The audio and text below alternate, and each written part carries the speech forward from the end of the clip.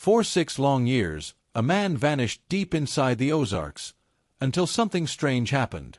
Coordinates, etched on the back of a turtle, would bring his mystery back to life. Picture this. You're a local fisherman casting your line into Buffalo Creek when you notice something impossible. A large box turtle crawling along the shoreline, but there's something carved into its shell. Numbers. Coordinates. Deep scratches that couldn't have been made by nature. Was this a desperate message? A coincidence? Or a clue left behind by someone still alive? The Ozarks aren't just any wilderness. We're talking about 47,000 square miles of rugged terrain stretching across Arkansas, Missouri, Oklahoma, and Kansas. Dense forests where GPS signals die. Limestone caves that plunge into darkness for miles. Rivers that change course overnight. It's a place where experienced outdoorsmen lose their way and never find it again. Local search and rescue teams have a saying, "The Ozarks don't give up their dead easily." In these mountains, people don't just get lost, they vanish without a trace, as if the earth itself swallowed them whole. But this turtle was different. It was carrying coordinates that would reopen one of the region's most baffling disappearances. A case that had haunted families, consumed investigators, and left more questions than answers. The man who went missing wasn't some inexperienced weekend warrior. He knew these mountains. He respected them. And yet, 6 years ago, he walked into the Ozarks and simply disappeared. But before we get to the turtle, before we understand what those coordinates meant, we need to go back 6 years to the day he vanished. We need to meet Marcus Sullivan. Marcus Sullivan was 34 years old when he disappeared. A survival instructor from Little Rock, Arkansas, he had spent the better part of 2 decades teaching others how to stay alive in the wilderness. His students knew him as someone who could start a fire in a rainstorm, find water in a desert, and navigate by the stars when compasses failed. But Marcus wasn't just any survival expert. He was obsessed with the Ozarks specifically. He'd grown up hiking these mountains with his grandfather, a man who'd lived through the Great Depression and knew every trick for surviving off the land. From his grandfather, Marcus learned that the Ozarks were different from other wilderness areas. They were alive in a way that demanded respect. "These mountains will test you," his grandfather used to say. "They'll push you to your limits, and if you're not careful, they'll push you past them." Marcus took those words to heart. He led survival courses throughout the region, always emphasizing safety, preparation, and respect for the environment. His motto was simple: nature doesn't care about your schedule. On October 15, 2017, Marcus set out for what should have been a routine solo survival exercise. He did this several times a year, disappearing into the wilderness for a week or two with minimal gear, testing new techniques, scouting locations for future courses. His family was used to these trips. His wife Sarah knew not to worry unless he was gone longer than planned. The plan was straightforward. Marcus would spend 10 days in a remote section of the Buffalo National River area, practicing cold-weather survival techniques as winter approached. He carried a basic pack with a sleeping bag, some rope, a knife, and emergency rations for 3 days, enough to keep him alive if something went wrong, but not enough to make the challenge too easy. He left from the Steel Creek campground early that morning. Park rangers remember him checking in, discussing trail conditions, and mentioning his planned route through the wilderness. He seemed relaxed, confident. This was just another day at the office for Marcus Sullivan. His wife Sarah spoke to him that evening via satellite phone, one of his few concessions to modern safety equipment. The conversation was brief but warm. Marcus reported that he'd found a good spot to set up his initial camp and that weather conditions were perfect.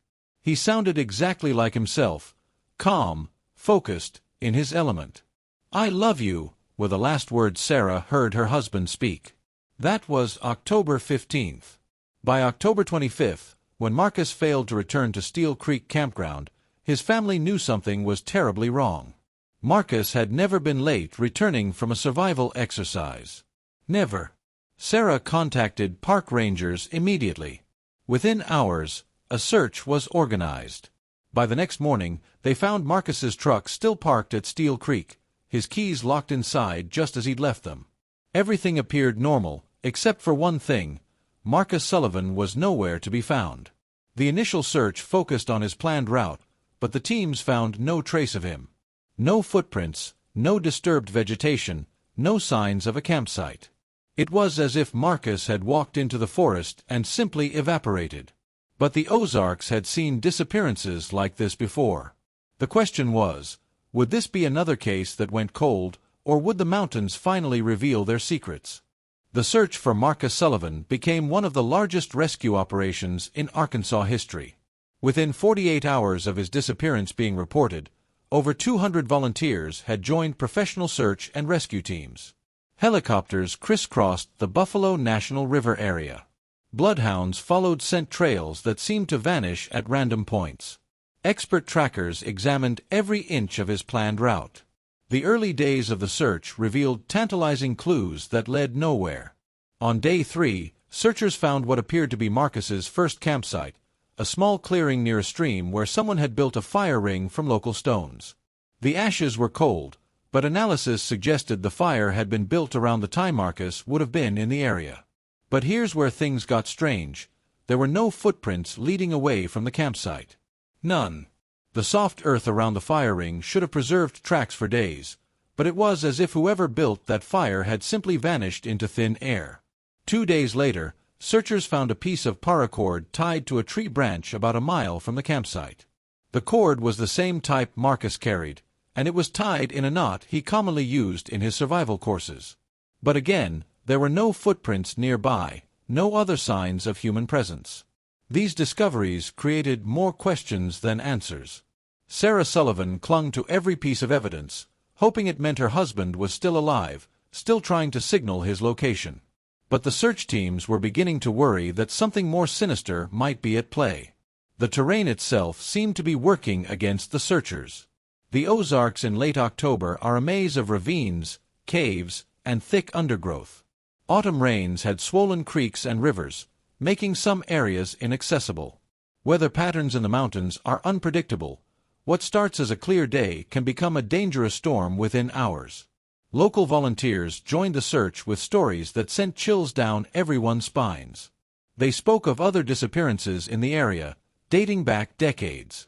Hunters who'd vanished without a trace. Hikers whose abandoned backpacks were found years later, miles from where they were last seen. The Ozarks, they whispered, had a way of keeping what they claimed. One of the most experienced search leaders, a man named Tom Brady who'd been running rescue operations for 20 years, pulled Sarah aside after the first week. "Ma'am," he said, "I've seen a lot of searches, and I've never seen anything quite like this.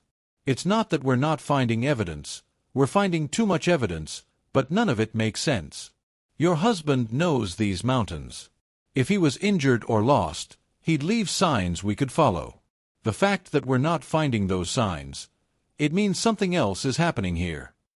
The search continued for 3 weeks. Every day brought new volunteers, new theories, new areas to explore.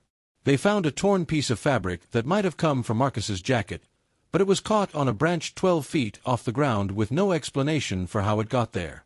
They found more fire rings, more pieces of rope, but never in locations that formed a coherent trail.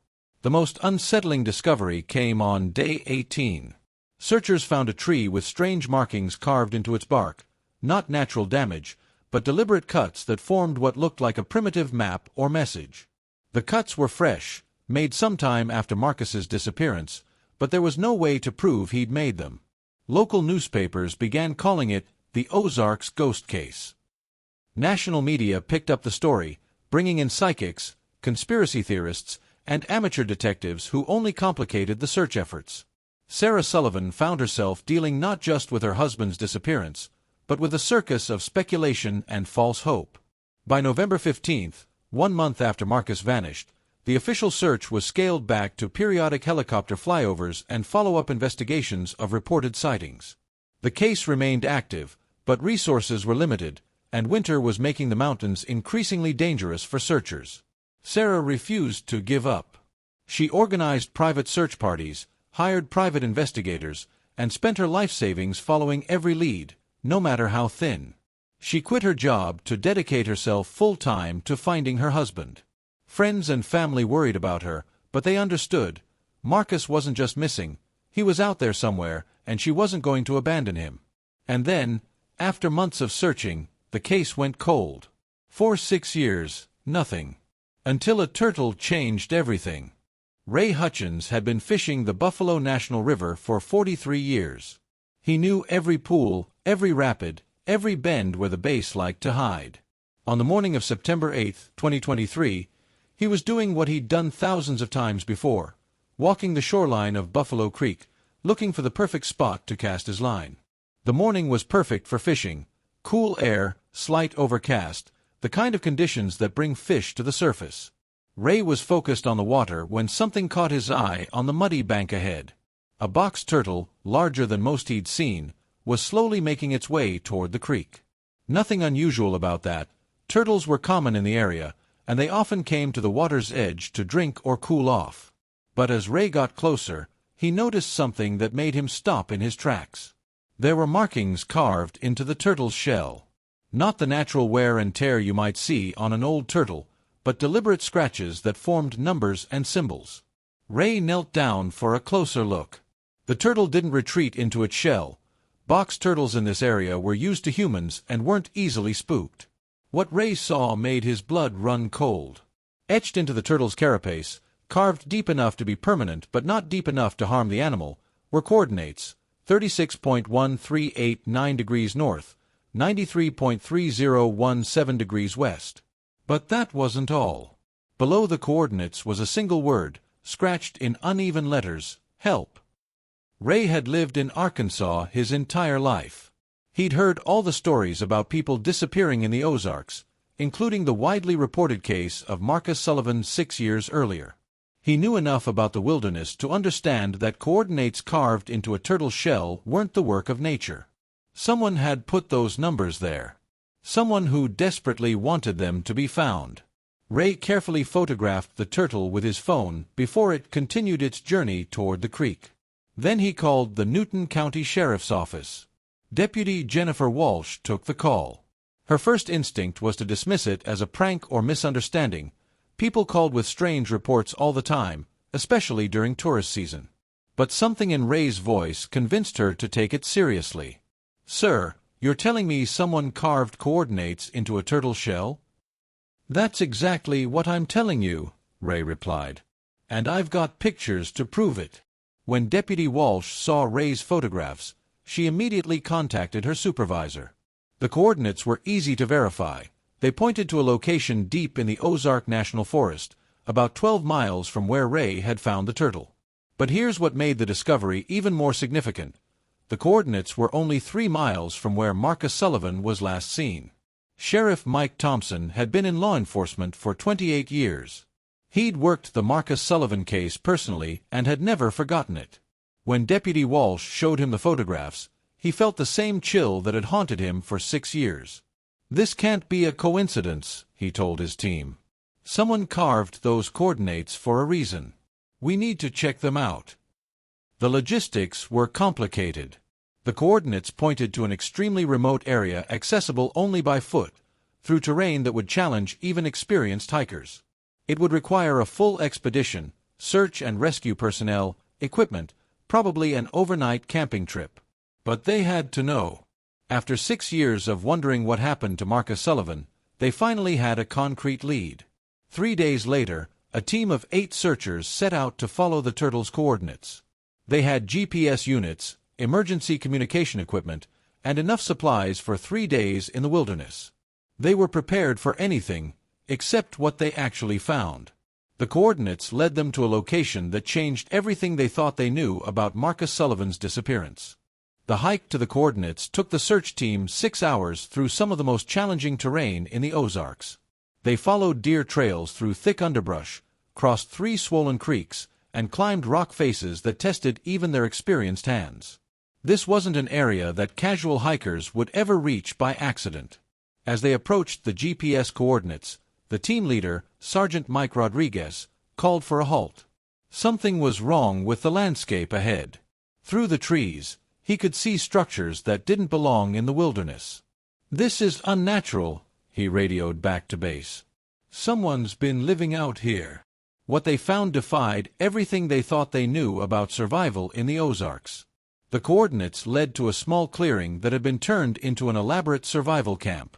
Not the temporary shelter of someone lost in the woods, but a permanent settlement built by someone who intended to stay for a very long time.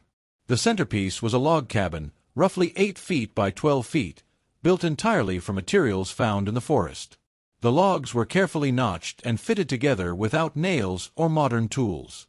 The roof was covered with layers of bark and moss that would keep the interior dry even during heavy rains. A stone chimney rose from one corner, its construction showing remarkable skill and patience. But the cabin was just the beginning. Around the clearing, the search team discovered an intricate network of survival installations. There were multiple food caches hidden in trees and buried underground, protected from animals by clever camouflage and natural barriers. A series of snares and traps had been set up along game trails, designed to catch rabbits, squirrels, and other small animals. Most impressive was the water system. Someone had diverted a nearby spring to flow through a series of channels carved into the rock, creating a reliable source of clean water that flowed directly through the camp. The engineering was primitive but effective, the work of someone who understood both the landscape and the principles of survival. Inside the cabin, the searchers found evidence of long-term habitation. A sleeping area with a mattress made from pine boughs and animal furs. Shelves carved into the log walls holding containers made from gourds and animal bladders. A work area with tools crafted from stone and bone. And then they found the journals. Wrapped in oiled leather and stored in a wooden box, they discovered 3 handmade books filled with writing. The pages were made from birch bark, the ink from charcoal and plant materials. The handwriting was unmistakably Marcus Sullivan's. Sergeant Rodriguez opened the first journal with trembling hands. The first entry was dated October 18, 2017, 3 days after Marcus disappeared. Day 3. I'm alive, but I can't go back. They're still out there, watching the trails. I saw their lights again last night, moving through the forest in patterns that aren't natural.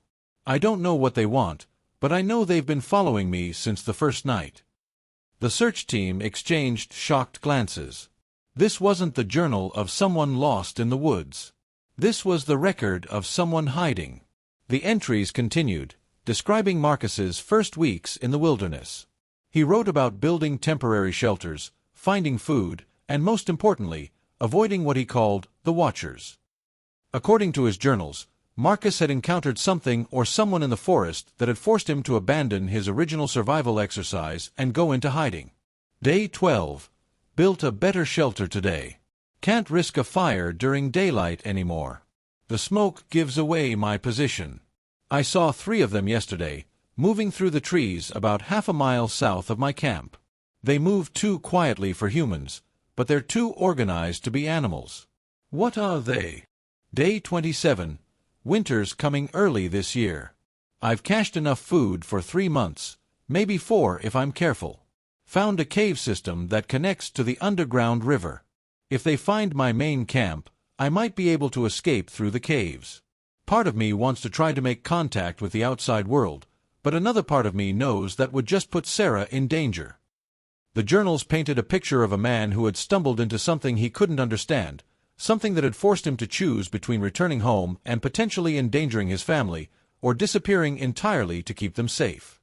As the entries progressed through months and then years, they showed Marcus adapting to his new life. He became incredibly skilled at wilderness survival, developing techniques that went far beyond what he'd taught in his courses.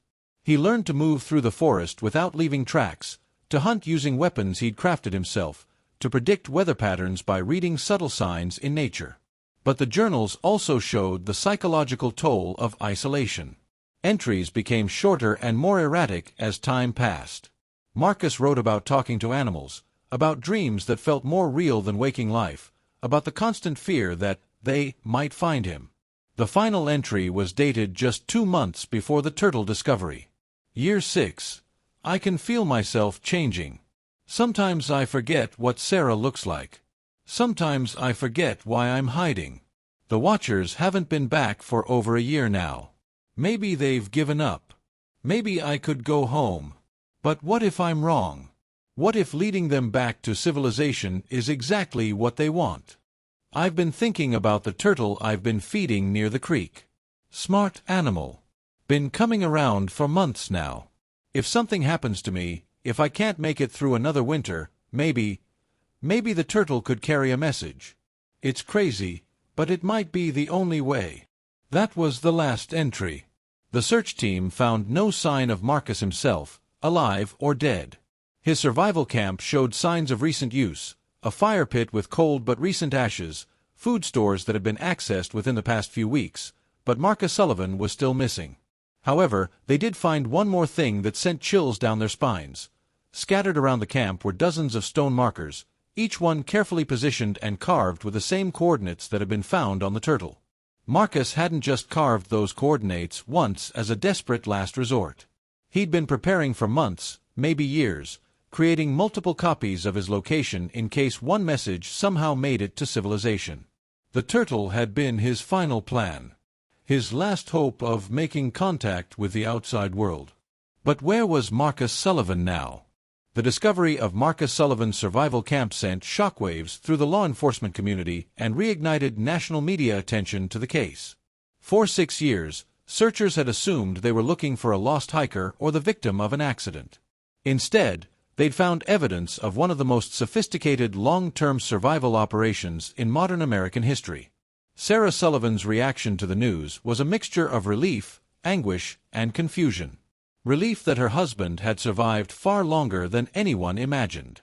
Anguish that he'd been living in isolation just miles from civilization while she'd been searching for him. And confusion about why he hadn't tried to come home. He was alive, she told reporters through tears. For 6 years he was alive, and I was right here. I never stopped looking for him, and he was right here the whole time. The journals raised more questions than they answered. What were the Watchers that Marcus wrote about? Were they real, or were they the product of a mind pushed to its limits by isolation and stress? And most importantly, if Marcus had survived for 6 years in the wilderness, where was he now? Dr. Patricia Reeves, a survival psychologist who consulted on the case, offered one theory. Prolonged isolation in extreme conditions can cause significant changes in perception and judgment. Marcus Sullivan was an expert survivalist, but he was also human. 6 years alone in the wilderness would challenge anyone's mental stability. It's possible that the threats he wrote about were manifestations of psychological stress. But local residents weren't convinced by psychological explanations. The Ozarks have a long history of strange disappearances and unexplained phenomena.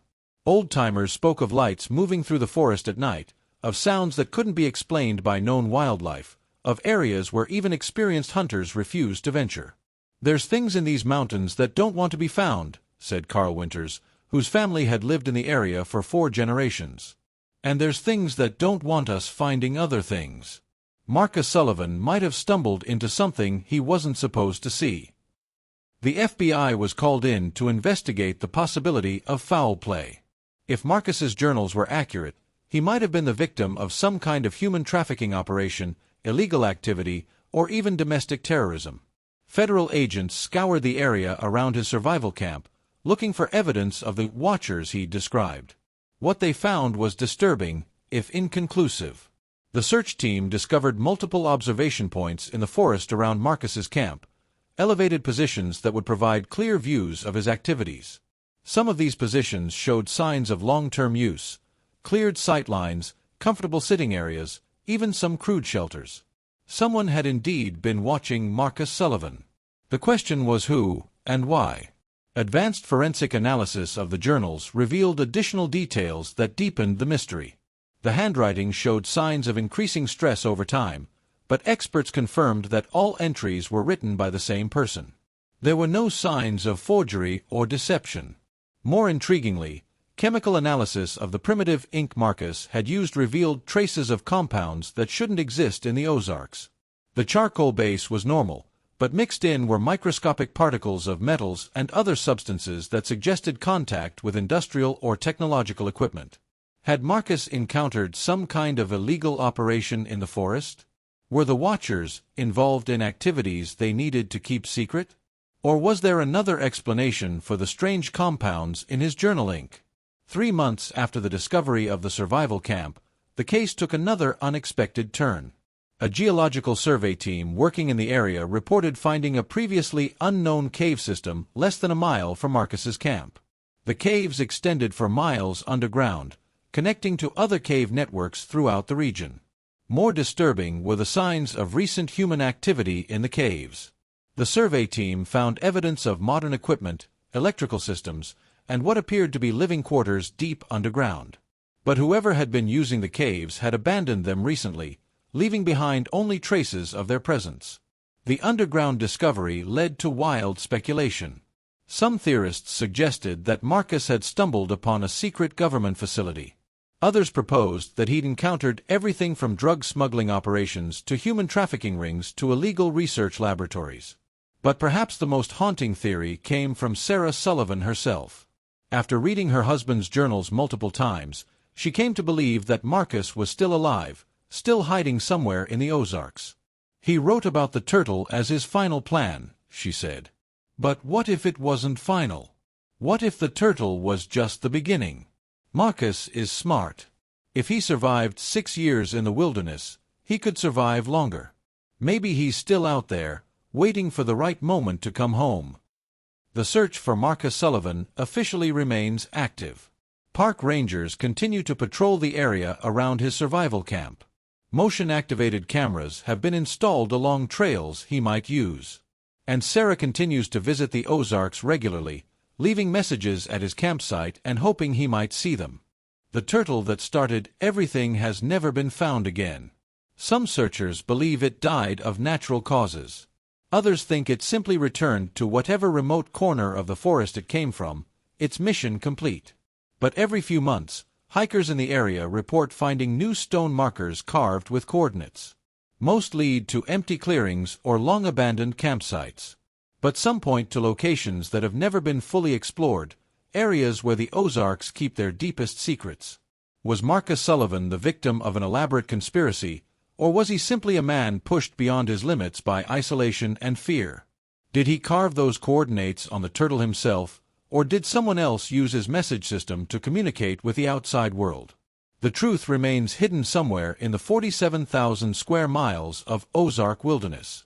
And until Marcus Sullivan walks out of those mountains, or until searchers find definitive proof of what happened to him, the mystery will continue to haunt everyone who knew his story.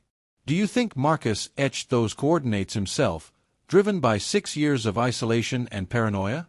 Or could someone else have found his camp and used his message system? What would you do if you discovered evidence that someone you loved had been living in secret for 6 years, just miles from civilization? The Ozarks have always been a place where the line between civilization and wilderness grows thin, where the modern world meets something older, more primal, more mysterious. Marcus Sullivan's story reminds us that even in our connected age, there are still places where people can vanish completely, where the wilderness keeps its secrets, and where the truth might be stranger than anything we can imagine. But sometimes, those secrets fight to be found. Sometimes, a message carved on the back of a turtle can bridge the gap between the lost and the found, between mystery and revelation, between the known world and the wild places where anything is possible. Marcus Sullivan may still be out there, somewhere in the endless forests of the Ozarks, waiting for the right moment to come home. Or he may have become something else entirely, part of the mystery that makes these mountains so compelling and so dangerous. The only certainty is that the Ozarks will keep their secrets as long as they choose to. And for those brave enough to look for the truth, the wilderness is always waiting, always watching, always ready to reveal just enough to keep the mystery alive. Final word count: approximately 40 minutes of content. This story explores the mysterious disappearance of Marcus Sullivan in the Arkansas Ozarks and the strange discovery that reignited the case 6 years later. Based on the outline provided, it weaves together elements of survival, mystery, and the unexplained phenomena that have long been associated with this rugged wilderness region. While the specific details are fictional, the story reflects real challenges faced by search and rescue operations in the Ozarks and the genuine mysteries that sometimes surround wilderness disappearances.